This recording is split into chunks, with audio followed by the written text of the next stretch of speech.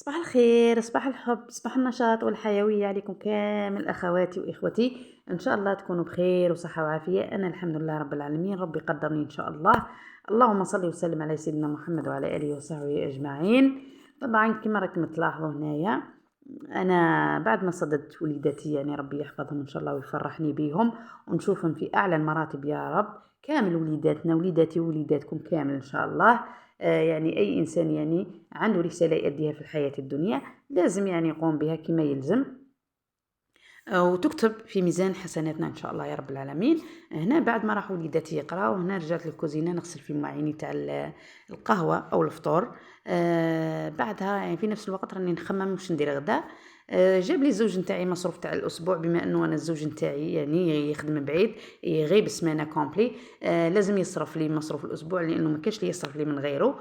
ما شاء الله هنا كما راكم تلاحظوا الخضره الفاكهه، الدجاجه ايضا يعني تشد لي قيمه السمانه. وجاب لي ايضا بيدون الزيت وبيدون الازيس يعني تاع الماعن، وبيدون الصابون يعني تاع الكتان.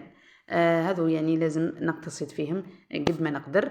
كما راكم تلاحظوا غسلت الخضره تاعي ما شاء الله. هنا الخرشف يعني الزوج نتاعي لازم ياكد على الخرشف، لازم يعني يحبه بزاف، لازم نديروا له. هنا كما راكم تلاحظوا لازم نقيه ونخبيه حتى نطيبه. بعدها رجعت يعني بما انه اليوم ممطر يعني ومسحب راه مغيم، اليوم تاع محاجب كما قلت لكم. درت العجينه يعني عجينه تاع شخشوخه او مسمن عادي، تخلوها تريح باش كي تجوا تحلوا فيها ما تتقطع لكمش. هنا نرجع للحشو.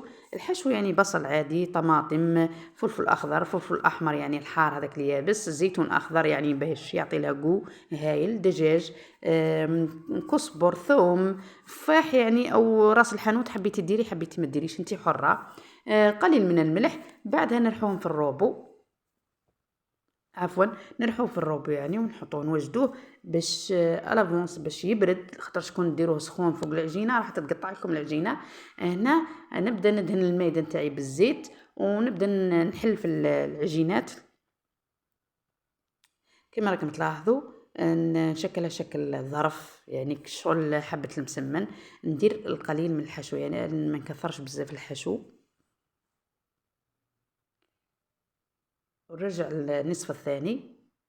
بعدها يعني نشكلها شكل ظرف ونحطها بجيه يعني تريح ماكسيموم 5 دقائق 10 دقائق. ومن بعد نرجع ليها نعاود يعني نحلها باش تجيني قد المسمنه، تجيني كبيره وتجيني رقيقه يعني ما تجيش معجنه. راح تشوفوا في الفيديو درك يعني ان شاء الله يا رب العالمين.